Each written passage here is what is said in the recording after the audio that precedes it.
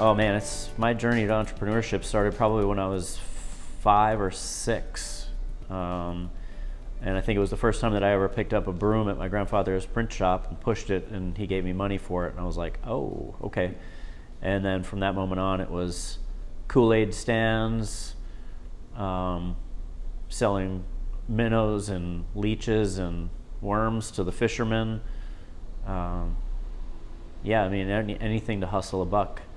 And continued even when I was in the Army. I mean, I remember selling Sprout sandwiches at a Grateful Dead concert.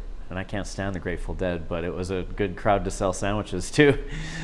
So I made a cooler full of sandwiches and sold it to a bunch of deadheads.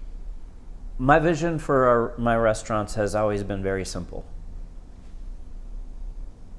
Super high quality food and imaginative dishes, kind of couched in comfort food in a way, accessibility to everybody, and the kind of place where you can go in wearing shorts and a t-shirt, or you can go in wearing a tuxedo, and you know the food's going to be great, and the atmosphere is going to be casual, not stuffy, not pretentious.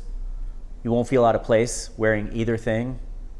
So 2021 has been kind of exciting in a way, or I should say end of 2020, and 2021 has been exciting and exhilarating, and yet just soul deadening in a lot of ways. Just, making our way through the pandemic has been interesting to say the least, but it hasn't stopped our forward momentum. Like, that's the one thing that we never let it do, is stop what our vision was as to where we wanted to go.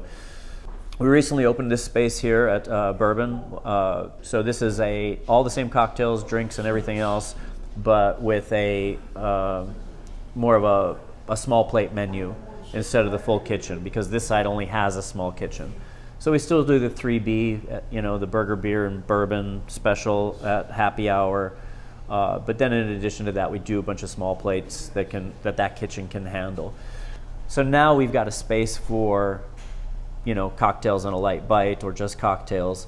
So it alleviates kind of that stress on the restaurant. It also gives people a place to wait if they are waiting for dinner.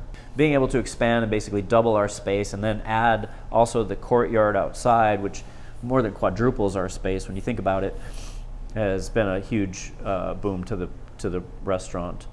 Black Rooster continues to move forward in its progression in life. We have a new chef there, and so the menu's evolved a little bit differently. But I mean, it's still, I think, by far the best outdoor dining experience on the rooftop and the patio. Just sitting on that outdoor patio looking out over the river is, I think that's the best view. Then when you get up onto the rooftop, you get more of an overall view of the city and everything. But not any given evening when the sun is setting and reflecting off downtown Columbia, you just can't get a better spot. So, and then, with FGT Productions, we've got the Great American Whiskey Fair coming up in October. It's sold out already.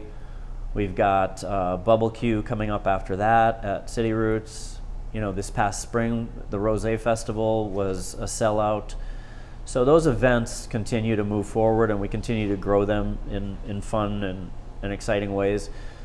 So, and then we started at Honey River Catering in order to give both restaurants and the the farm to table thing, an avenue to get our food to people who wanted, if you want a bourbon lunch set up at your business, we can cater that out of Honey River Catering. Entrepreneurship is a minefield to be traversed with, as much caution as you would expect a minefield to be. It's the highs are, the highs sometimes are just the most mundane things that anyone else in life would take for granted. But the lows are devastating. The lows are, how am I going to make payroll? Where's that money going to come from? I don't know. Entrepreneurship yeah. You don't recommend it to everybody. Let's put it that way. Like, not everybody's got it. You know, there are some people out there that you know they could hustle anything. You could give them a box of candles, and 2 years from now you'll see them running their own huge company, because they took that and parlayed it into something, and then into something, and then into something, because they never stopped hustling. But you can't do it as a side. You can't go in part ways. It has to be 100 and the old 110% or nothing.